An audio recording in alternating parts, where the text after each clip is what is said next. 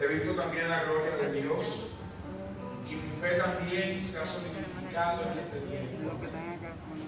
Quiero que sepa que cuando Dios trae estos moveres a las congregaciones es porque Él está interesado en que la congregación suba de nivel. Cuando realmente Dios quiere traer ministros a nuestras congregaciones es porque hay palabras muy puntuales, muy específicas que tienen que ser recibidas por la congregación. Porque hay algo nuevo que viene, hay algo que quizás estamos desapercibidos por el momento y Dios quiere que miremos con atención para que no cometamos los errores. Compartíamos anoche y decíamos que Dios no se goza en la grosura de los carneros ni se goza en los sacrificios, sino en el prestar atención y el obedecer. Y en nosotros está que prestemos atención a su palabra y que le obedezcamos. Amén. Amén. Nosotros, como hombres de Dios, tenemos una encomienda, tenemos algo que hacer muy puntualmente. Alguien decía que nosotros nacemos con una misión, que estamos vivos por una misión. Y cuando usted escucha las historias de niños que los abortan y sobreviven al aborto y los encuentran en un basurero y los rescata la policía, los encuentra un animal, un perro, un vecino y el niño sobrevive, es porque en ese niño hay un propósito que se tiene que cumplir. Y de repente usted tuvo una enfermedad maligna, una enfermedad terminal y usted se sobrepuso a esa enfermedad, no murió. Es porque en usted hay una encomienda que debe cumplir. Amén. Dios no nos va a sanar ni nos va a libertar para que continuemos llevando una vida vacía, la misma vida que llevábamos sin sentido. Y digo sin sentido porque el verdadero sentido está cuando usted obedece a Dios y hace lo que Él quiere que usted haga. ¿Y sabe cuál es el arma del enemigo en todo este tiempo? Escuche, el arma más poderosa del enemigo no es la hechicería, ni la brujería, ni la magia negra, ni el vudú, ni nada de esas cosas. El arma más poderosa desde la creación, ¿sabe cuál es? La distracción. El que quita tu mirada de lo que Dios te ordenó que hicieras y la pongas en otra cosa y te distraigas. Y quites de ese lugar en tu corazón la palabra de Dios, el mandato de Dios, y pongas en ese primer lugar otra cosa. Llámese como se llame. Un empleo, los hijos. Hay gente que adora el ministerio, pero no adoran al Dios del ministerio.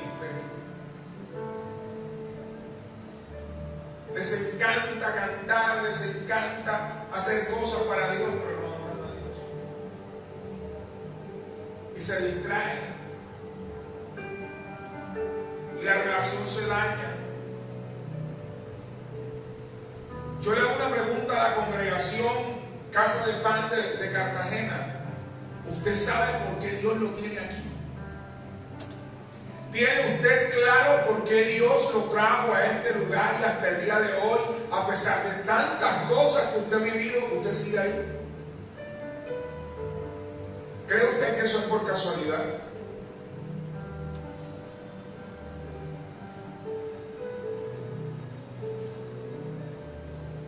¿Cuántos se han hecho esa pregunta? Quizás usted cree que está aquí por accidente, o quizás usted cree que está aquí de paso, pero eso es lo que usted cree. Ahora, hay que cotejarlo si es la voluntad de Dios, con lo que usted piensa. Amén. Váyase conmigo al Evangelio según San Marcos, capítulo 9, del versículo 14 en adelante.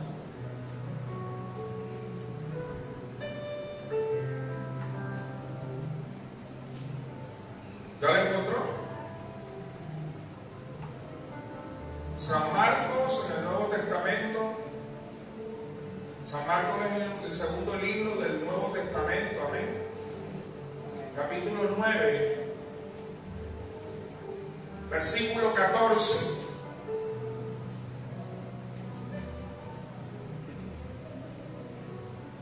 ¿Ya la encontró? Dice: cuando llegó a donde estaban los discípulos, vio una gran multitud alrededor de ellos y escribas que disputaban con ellos. Y enseguida toda la gente viéndole se asombró y corriendo a él le saludaron. Él les preguntó: ¿qué disputáis con ellos?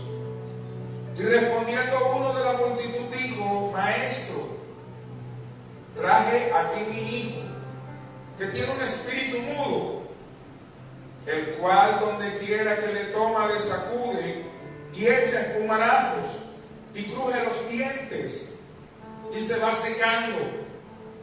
Y dije a tus discípulos que lo echasen fuera. ¿Y qué pasó? Ay, ay, ay. Y respondiendo él les dijo: oh generación incrédula, ¿hasta cuándo he de estar con vosotros? ¿Hasta cuándo os he de soportar? Traédmelo. Y se lo trajeron. Y cuando el espíritu vio a Jesús, sacudió con violencia al muchacho, quien cayendo en tierra se revolcaba echando espumarajos. Jesús preguntó al padre: ¿cuánto tiempo hace que le sucede esto? Y él le dijo: desde niño. Muchas veces le echa en el fuego y en el agua para matarle. Pero si puedes hacer algo, ten misericordia de nosotros y ayúdanos. Jesús le dijo: si puedes creer, al que cree todo le es posible. E inmediatamente el padre del muchacho clamó y dijo: creo. Y ahí hay un punto y una coma y un espacio. Y abajo dice: ayuda. ¿Ayuda qué? Vaya, qué contraste. Hay un clamor que dice: creo. Y con C mayúscula, mírelo. A ver si estoy equivocado. ¿Es así? Creo. Y abajo, después del punto y la coma, dice: ayuda mi incredulidad. Y cuando Jesús vio la multitud agolpada, reprendió al espíritu inmundo diciendo: al espíritu mudo y sordo, yo te mando, sal de él y no entres más en él. Entonces el espíritu, clamando y sacudiéndole con violencia, salió y él quedó como muerto, de modo que muchos decían: está muerto. Cuando él entró en casa, escuche, y aquí Dios nos va a hablar, sus discípulos le preguntaron aparte: ¿por qué nosotros no pudimos echarle fuera? Él les dijo: este género con nada puede salir, sino con oración y ayuno. Algo no estaba bien en los discípulos. Algo no estaba marchando bien. Escuchen. El Señor le había dado una autoridad a los discípulos. Si usted lee en el capítulo 10 del libro de San Lucas, del 1 al 9, dice: después de estas cosas designó el Señor a otros 70, a quienes envió de dos en dos delante de él a toda ciudad y lugar a donde él había de ir. Y les decía: la mies es mucha, la verdad, pero los obreros son pocos. Rogad al Señor de la mies para que envíe a sus obreros. Y les dice a los discípulos, a los 70: id, he aquí yo os envío como corderos en medio de lobos. No llevéis bolsa, ni alforja, ni calzado, y a nadie saludéis por el camino. En cualquier casa donde entréis, primeramente decid: paz sea esta casa. Y si hubiera allí algún hijo de paz, vuestra paz reposará sobre él, y si no, se lo devolverá a vosotros. Posad en aquella misma casa, comiendo y bebiendo de lo que os den, porque el obrero es digno de su salario. No os paséis de casa en casa, en cualquier ciudad donde entréis y os reciban, comed lo que os pongan delante. Y escuche, y sanad enfermos que en ella haya, y decidle, se ha acercado a vosotros el reino de Dios. Y baje al versículo 17 y mire lo que dice. Volvieron los 70 con gozo diciendo: Señor, aún los demonios se nos sujetan en tu nombre. Y él les dijo: yo veía a Satanás caer del cielo como un rayo. He aquí os doy potestad de hollar serpientes y escorpiones, y sobre toda fuerza del enemigo, y nada os dañará. Pero no os regocijéis que los espíritus se os sujeten, sino regocijaos que vuestros nombres estén escritos en los cielos. Aquí primero el Señor designa 70 personas que quieren ir con Él, que quieren ir a hacer la obra, y todos van gozosos, todos van contentos, obedecieron. Y regresaron contentos y decían: Señor, los espíritus inmundos se nos sujetan. Esto es algo nunca antes visto. Tenemos testimonio que la gente está cambiando, los enfermos están siendo sanados. Y empezaron a desarrollar una autoridad. Escuchen. Ellos empezaron a desarrollar lo que el Señor les entregó. Y luego, en el capítulo 6 del libro de San Marcos, ya no son 70, ahora son 12. Eso quiere decir que el filtro empezó a aplicarse. Porque escucha, Dios le derrama su espíritu y sus dones a todos y son irrevocables. Y aunque todos tienen dones y tienen el espíritu diferente, escuche, solo unos pocos marcan la diferencia. Cuando se empieza a aplicar el filtro, muchas personas se sacan solas. Muchas personas dejan de seguir el plan perfecto de Dios. Porque aquí es donde el enemigo empieza a distraerlos con muchas cosas. ¿Cuántas personas que ustedes conocen quizás hasta les predicaron y ustedes vinieron por la prédica de esa persona? Quizás hasta lo fueron a buscar a su casa y usted está aquí hoy porque esa persona le dedicó tiempo, le dedicó dinero, le dedicó esfuerzo, sacrificio, oración, y hoy no está. Ese amigo, ese vecino, ese familiar, ese hermano, y hoy usted es el que está aquí y esa persona no está. Y luego en Marcos 6, el versículo 7 dice que llamó a 12 y comenzó a enviarlos de 12 en 12 y les dio autoridad sobre espíritus inmundos. Y les mandó que no llevasen nada para el camino, sino solamente bordón, alforja, ni pan ni dinero en el cinto, sino que calzasen las sandalias y no vistiesen 2 túnicas. Y lo mismo, le dio la misma recomendación. Y el versículo 12 dice que saliendo predicaban que los hombres se arrepintiesen y echaban fuera muchos demonios. Y ungían con aceite a muchos enfermos. Y la gente se sanaba. Ya había una obra en estos 12 que era mucho más notoria que cuando salieron los 70. Ya estos eran el extracto, la pulpa, la esencia. Estos eran los que habían asimilado la palabra, estos eran los que tenían la autoridad delegada, estos eran los que tenían el don, pero en la voluntad de Dios. No sé si usted me entiende eso.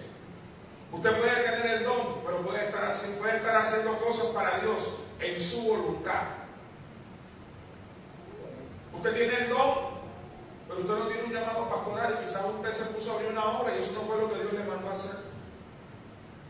O quizás usted tiene el don y usted está predicando como evangelista, como profeta, y Dios no te ha mandado a que vayas y viajes por las naciones, sino que lo que Dios quiere es que establezcas una obra. Y yo le comentaba a las personas y les decía: los que estudian teología, los que se preparan, los que estudian hebreo, los que estudian costumbres hebreas,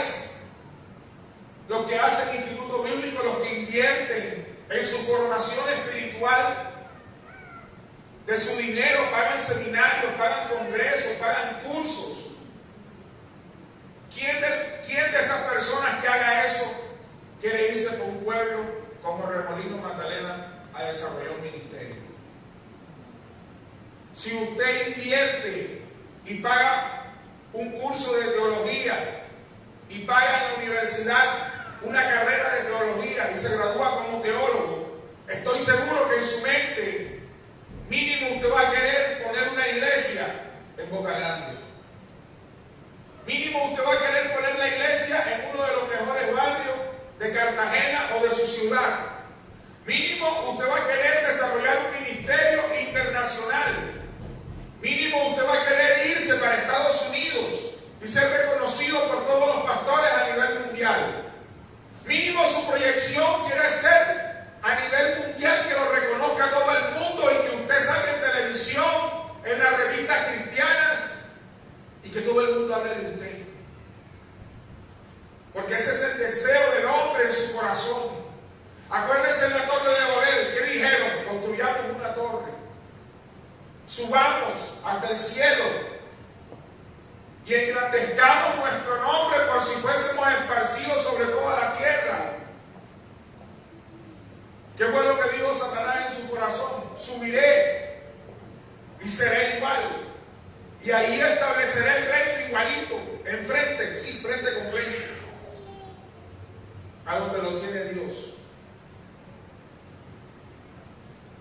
¿Y será que en Satanás no estaba el don, no estaba la unción?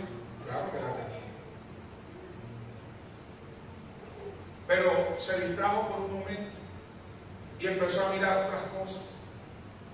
Y ya aquí en los discípulos había algo que estaba mal. Pastor, no le entiendo, te voy a explicar. Los discípulos fueron enviados primero con otros 70. Los discípulos ahora aquí ya están filtrados de 12. Ya ellos estaban acostumbrados a echar fuera demonios. Ya ellos estaban acostumbrados a sanar enfermos. Ya ellos estaban acostumbrados a ver muchas cosas. Pero en el comienzo del capítulo 9, del versículo 14 en adelante, dice que había un muchacho que tenía un espíritu mudo y los discípulos no podían echarlo fuera. ¿Y cómo es posible que algo que ya ellos venían desarrollando y que estaban acostumbrados a hacer en ese momento ya no lo podían hacer? ¿Qué estaba pasando?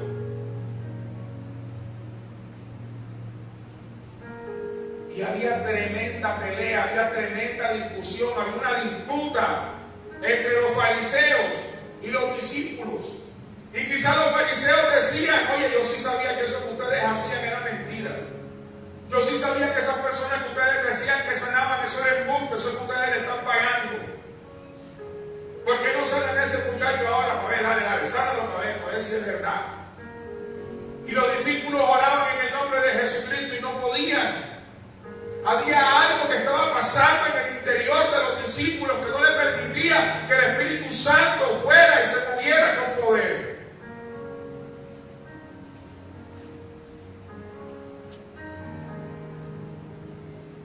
Cuando las cosas no fluyen, revísate. Pero el hombre no le gusta reconocer las cosas. Si hay alguien que es malo para reconocer sus errores, es el ser humano. Amén. ¿Ustedes quieren saber qué era lo que estaba pasando entre los discípulos? ¿Usted quiere saber qué era lo que entre los discípulos había causado la molestia? Usted está en Marcos 9, pase la página, Marcos 10. Le hace desde el 35.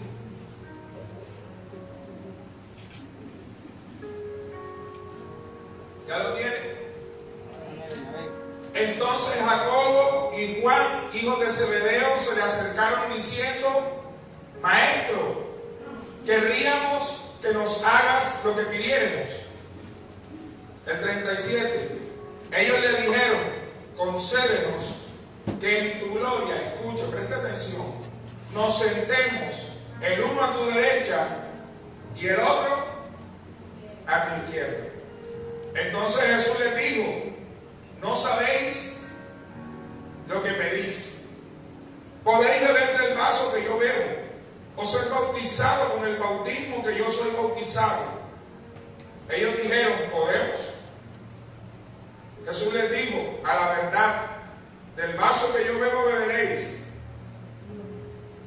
y con el bautismo con que yo soy bautizado seréis bautizados. Pero el sentaros a mi derecha y a mi izquierda, no es mío darlo, sino aquellos para quienes está preparado. Cuando lo oyeron los 10, ¿qué pasó? ¿Qué dice el versículo 41? Cuando lo oyeron los 10, ¿qué pasó? Comenzaron a enojarse contra Jacobo y contra Juan. Ay, ay, ay. Pastor, quiero pedirle que en el culto usted me ponga a predicar a mí y los otros que están haciendo carrera y están esperando que. Pastor, quiero que a la reunión de los pastores me lleve usted como su copastor. Y los demás pastores miran así como que. Yo no sé si usted me está logrando entender el mensaje, o yo me estoy dando a entender. Pero esta petición, un poco desfasada, un poco loca, fue lo que el enemigo usó para causar división entre los discípulos. Y que la obra que ellos venían haciendo normalmente no se desarrollara con tanta normalidad. Amén. Y si usted lee el capítulo 20 de Mateo, desde el versículo 20, búsquelo y anótelo para que lo estudie en su casa. Mateo 20:20. Aquí la petición se vuelve más, ¿cómo te digo? Aquí está como un poco más. Aquí utilizan una intercesión. Mire, entonces se le acercó la madre de los hijos de quién, con sus hijos postrándose ante él y pidiéndole algo. Él le dijo, ¿qué quieres? Ella respondió, ordena que en tu reino se sienten estos dos hijos míos, uno a tu derecha y el otro. Entonces Jesús respondió, no sabéis lo que pedís. Podéis beber del vaso en que yo he de beber, ser bautizado con el bautismo que yo soy bautizado. Y ellos le dijeron, podemos. Él les dijo, a la verdad de mi vaso beberéis, y con el bautismo con que soy bautizado seréis bautizados. Pero el sentaros a mi derecha y a mi izquierda no es mío darlo, sino aquellos para quienes está preparado por mi Padre. Cuando los 10 oyeron esto, ¿qué pasó?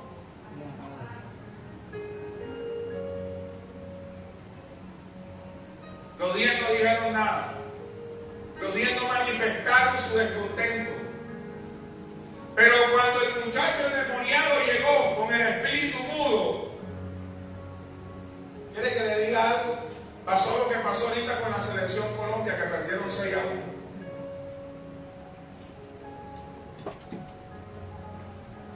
Y todos los que vieron el partido dijeron, esa no es la selección Colombia, ya está pasando algo. Y hubieron rumores que al interior de la selección había que se dieron trompadas. Que uno se dio trompada con el otro. Entre ellos mismos se pusieron a pelear y a discutir. ¿Y qué pasó? ¿Qué pasó? ¿Qué pasó con el equipo? ¿Qué pasó? ¿Qué pasó? Perdieron. Y no solamente perdieron, sino que quedaron en vergüenza. Dicen los periódicos que jamás la selección Colombia había perdido por 6 goles allá en Ecuador. Nunca. Primera vez en la historia. Dice la Biblia que no pudieron echar fuera ese demonio. Y yo me imagino, acá pienso yo, que los 10 se echaron para atrás un poquito y dejaron a Juan y a Jacobo que echaran fuera el demonio. Y los 10 decían, ay, ustedes no son los que se quieren sentar uno a la derecha y el otro a la izquierda. Bueno, dale pues, échalo fuera. Ustedes no son las 2 estrellitas del equipo, dale. Y los otros 10 hacían así, pero no oraban, porque había algo en el corazón.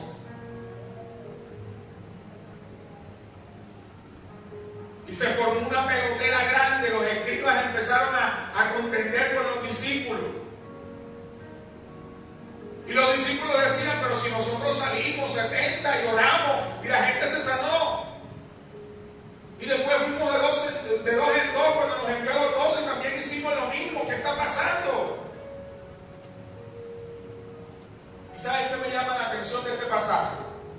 que cuando viene el Señor Jesucristo, lo primero que hace es poner orden.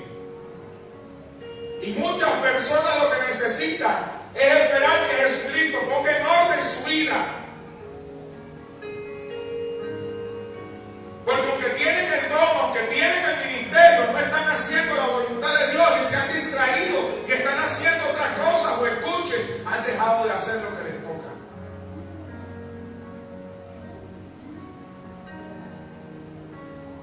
Lo primero que le dice Jesús es: ¿qué disputáis con ellos? En otras palabras, Jesús les está diciendo: yo no los mandé a ustedes a que pelearan con los fariseos. Yo no los mandé a ustedes a que estuvieran haciendo este alboroto. Yo a ustedes les di autoridad y poder para que echaran fuera demonios y para que sanaran enfermos. ¿Y por qué no lo están haciendo?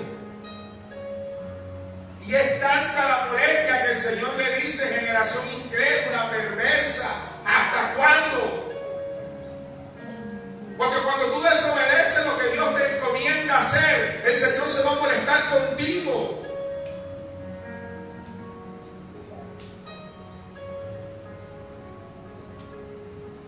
Y ciertamente el muchacho tenía un problema, que los discípulos, por estar distraídos, no se habían dado cuenta, y era que ellos tenían que hacer entender que el Padre debía ser parte de esa liberación. Y si usted lee bien el pasaje, usted se da cuenta que el Señor no llega como llegan muchos evangélicos enseguida y le caen encima y echan fuera el demonio y forman un escándalo.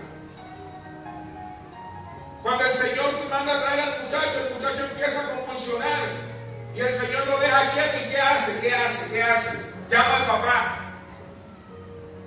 y le pregunta: mire la consejería, ¿desde cuándo está el muchacho así? Y el papá echa para atrás el cassette y dice: desde niño. En otras palabras, el Señor Jesucristo lo que le está diciendo es: acuérdate lo que tú hiciste para que le entrara ese demonio, ese pelado.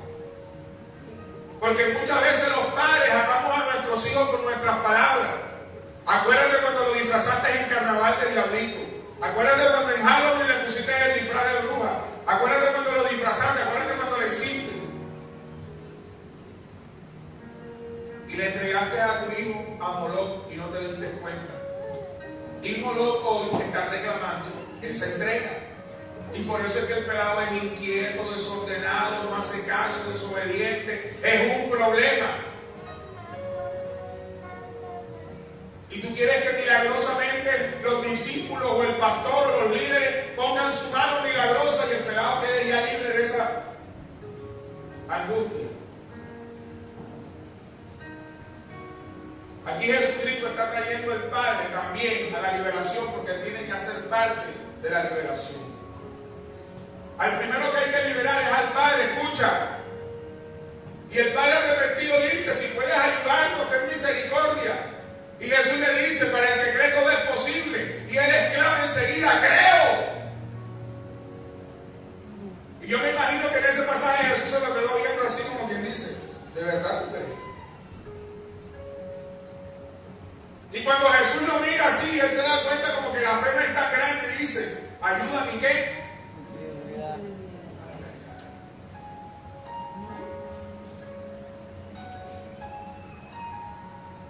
Respira profundo.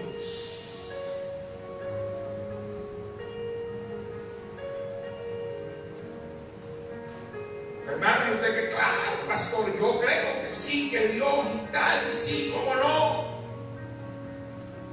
Y yo estoy orando, y si está orando, ¿por qué no ha visto la respuesta? ¿Aló?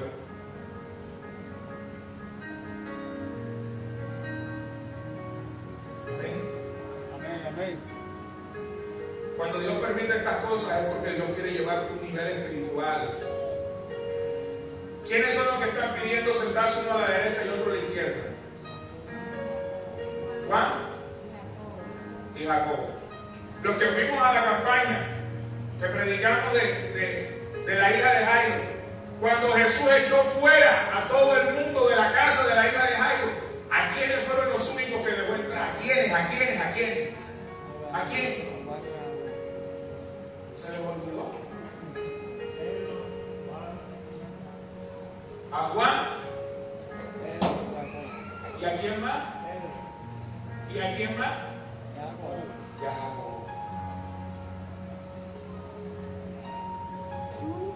Y si usted busca en Google cuántas veces Juan, Jacobo y Pedro estuvieron juntos con Jesús, usted se va a encontrar que una buena cantidad de veces. A Juan le decían el discípulo ¿qué? O sea que él creía en su mente y en su corazón que porque Jesús lo amaba mucho, ya él tenía todo listo. Mejor dicho, el puesto de la derecha decía Juan.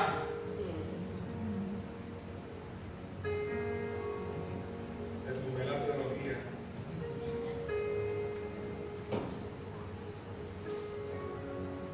Váyase a Marcos 9:1. 9:2, perdón.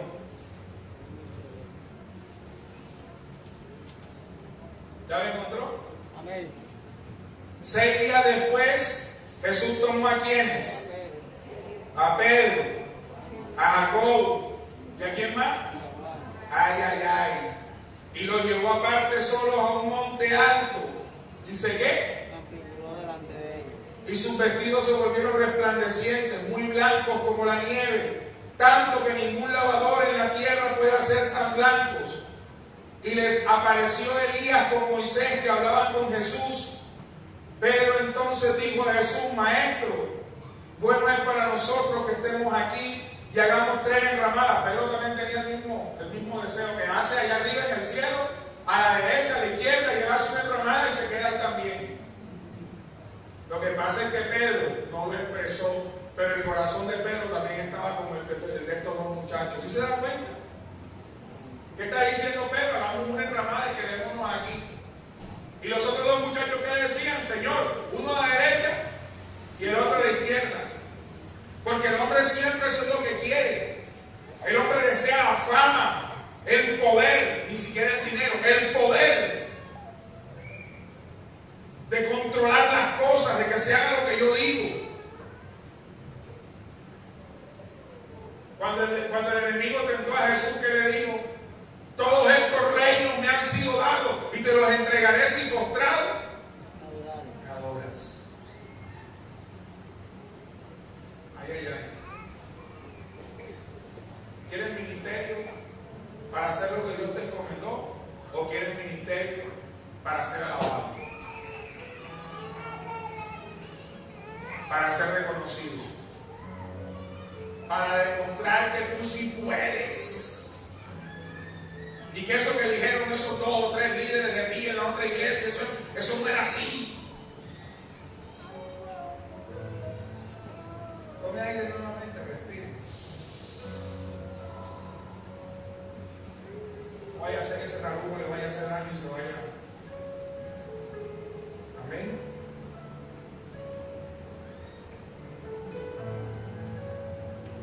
Porque no sabía lo que hablaba, pues estaban espantados. Entonces vi una nube que les hizo sombra, y desde la nube una voz que decía: Este es mi hijo amado, a él oíd. Y luego, cuando miraron, no vieron más a nadie consigo, sino a Jesús. El Señor lo que quería era que ellos alcanzaran un nivel espiritual, de tal manera que cuando hablaran, la respuesta del cielo llegara enseguida.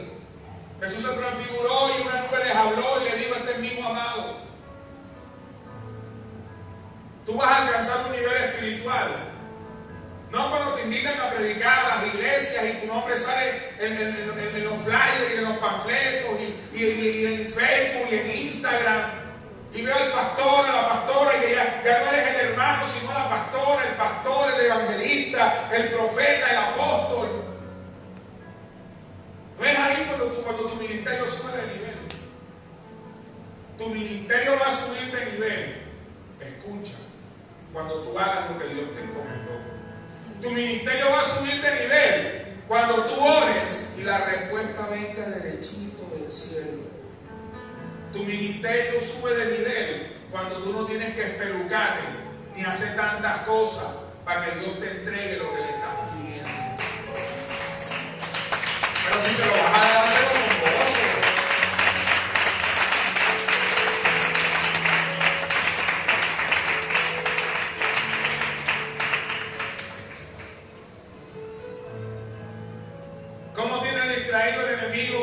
a las iglesias, a los ministros. Tengo hermanos que conocí hace 4 o 5 años que se bautizaron y ya hoy son apóstoles. Y yo tengo 24 años que me bauticé y todavía no soy ni siquiera mi buen hermano. Y no me da pena decirlo. Hace 5 años yo conocí a alguien y le dije, hermano, ¿cómo está? Apóstol fulano de tal, y saca un repertorio que ya se lo saben hasta de memoria, la tarjeta. ¿Cómo apareces en Facebook? Mi página es esta. Y yo, wow, qué marketing. Eso es otro nivel. Y a mí todavía me da cosa subirlos en vivo en Facebook. Si usted visita mi perfil, los en vivo yo se los hago es a mi esposa, no yo. Aquí en Cartagena, donde estoy haciendo en vivo conmigo. Entra a mi muro para que se dé cuenta. Profeta fulano de tal. Ya nadie quiere ser evangelista. Ya los evangelistas se perdieron. Mínimo profeta o apóstol. ¿Aló? Parece que la palabra no les está gustando mucho su voz. ¿Ah? Va como barro el mensaje. Escucha.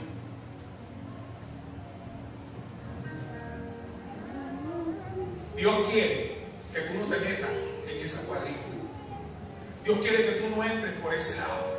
Dios quiere que tú no te creas la estrellita en tu mente. Dios te está abriendo el entendimiento porque Él no quiere que te distraigas con esas cosas. Porque esas cosas es un plan sutil del enemigo para sacarte del verdadero plan y propósito del Señor. Dios te está avisando que vas a crecer y que en ese crecimiento el enemigo te va a poner cosas para que te distraigas.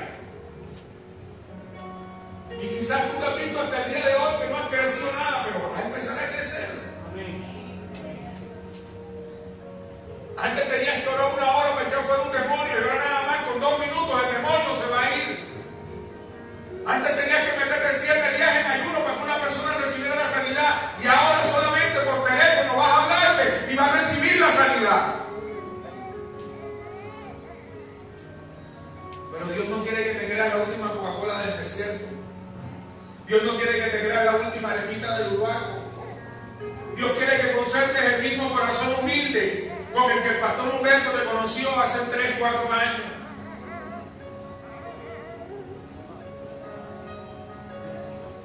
La gente a veces se equivoca conmigo.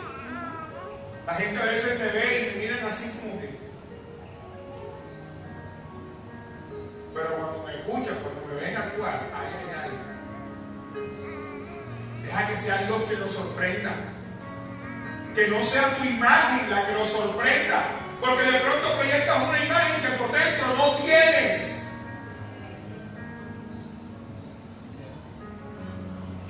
Deja que sea Dios quien dé testimonio de ti.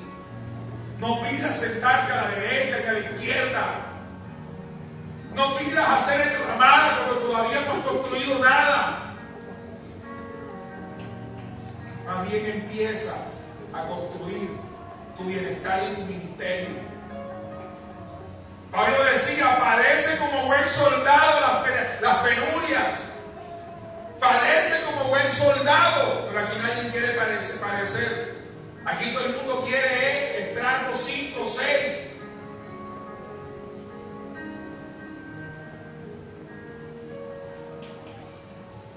Un predicador que me dijo, quiero sembrar una palabra. Y yo le dije, ¿quieres sembrar? ¿Estás seguro de lo que estás diciendo? Porque nuestra iglesia está empezando. Y necesitamos eso, que es gente que siembre. Entonces vente, para probarlo lo hice, le dije, entonces vente, siembra la palabra. Y si esa palabra es de Dios, yo sé que la gente se va a mover y te van a reconocer, así sea para los pasajes. Cuando le hablé así me dijo, no pastor, hagamos una cosa, yo tengo la agenda programada hasta tal día, cuando yo venga de República Dominicana, entonces yo te aviso. Y yo le dije a mi esposa, mira, esto es lo que quería, era fama y obviamente una ofrenda. Quiere que le diga algo. En mi época, cuando yo me convertí, cuando uno lo invitaban a una iglesia a predicar y le daban una ofrenda, uno decía, no, pastor, no, yo aquí vine fue porque Dios me trajo. Deje esa ofrenda ahí, pastor, tranquilo, y no la recibía. Uno llevaba para los pasajes. Y para uno eso es un privilegio.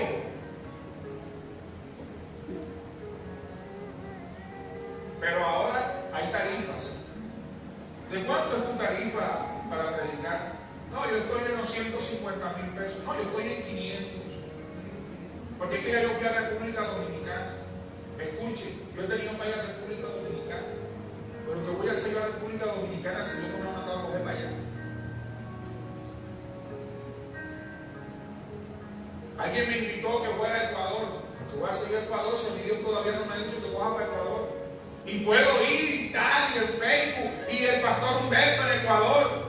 Y palabra hay, revelación hay, el don lo hay, escuche. Pero lo que no hay es la disposición de Dios de decirme, ves, porque Dios no me ha mandado todavía para allá.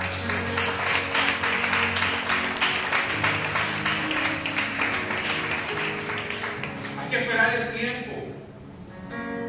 Y es lo que muchos no quieren, esperar el tiempo, construir. Yo estoy en Remolino, ¿hasta cuándo? No sé.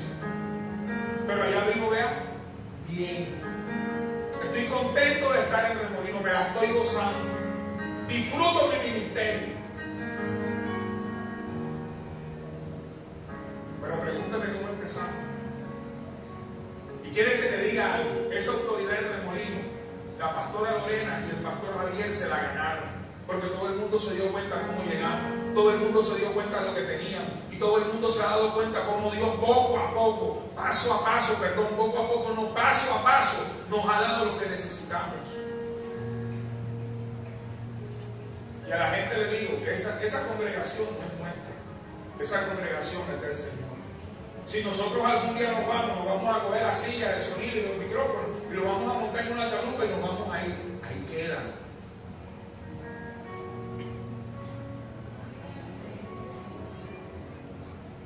Cuando tú tienes claro que eso es de Dios y no tuyo, a ti te va a ir. Hácelo.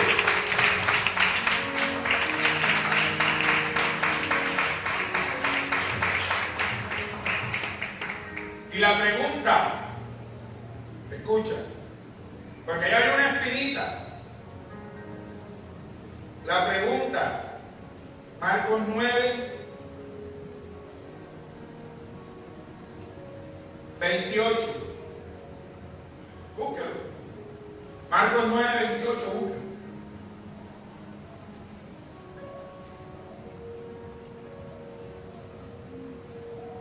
¿Ya lo encontró? Cuando él entró en la casa, sus discípulos le preguntaron aparte, ¿por qué nosotros no pudimos echarle fuera y tú sí? Él les dijo, este género con nada puede salir, sino con oración y ayuno. Entonces muchos evangélicos han cogido este texto para decir que el género es el demonio, que el género es la fe, y ahí se forman unas peleas entre ellos mismos. Pero tú quieres saber aquí realmente a qué género se está refiriendo. Al género que entró entre los discípulos y los puso a discutir unos con otros, y cuando les tocó llorar por el enfermo, por el endemoniado, no pudieron sacarlo fuera. Ese género que está en mí, que está en la persona, cuando entra y lo acepta en su corazón y se pone a hablar con él y en su pensamiento, escucha, solamente sale con oración y con ayuno. Porque ahí los que estaban siendo atacados eran los discípulos y no lo sabían. Jesús los está mandando a ayunar para que cuando vengan esos datos a la mente no los cojan y estén en esa condición que no puedan echar fuera ni un demonio.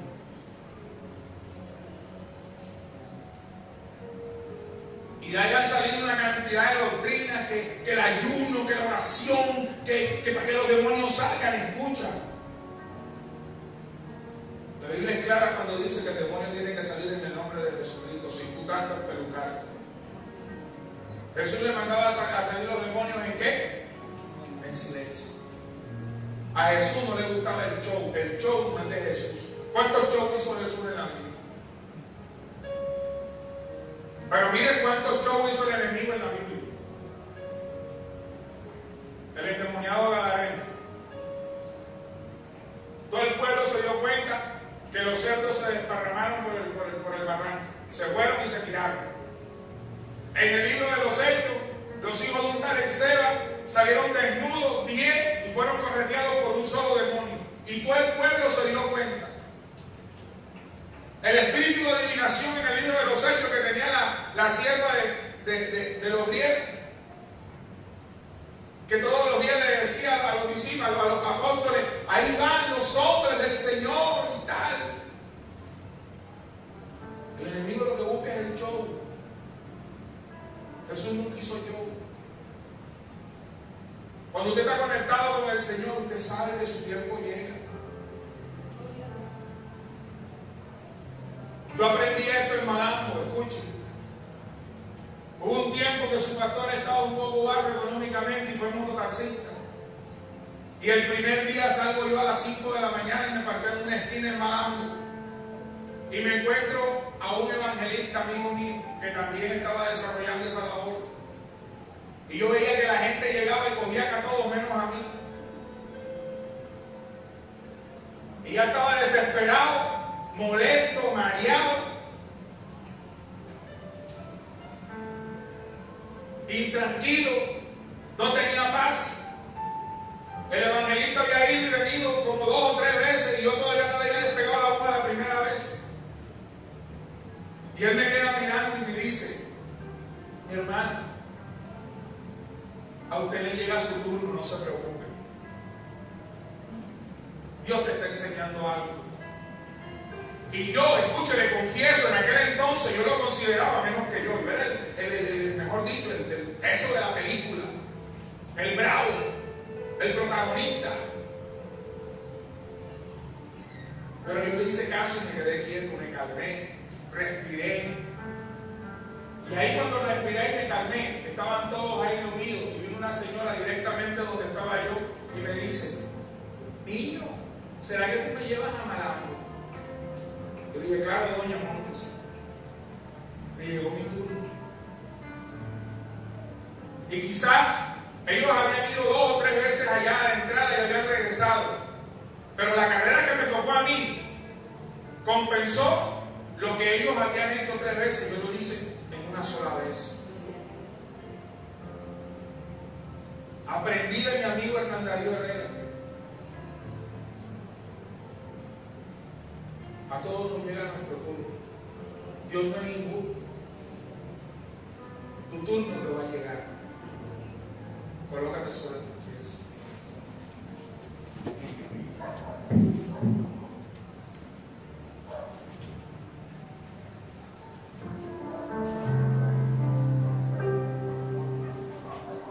Creo que es hora que empieces a preguntarle a Dios tu ministerio en este lugar. Creo que es hora que te empieces a alinear con el llamado que tienes. Creo que es hora que empieces a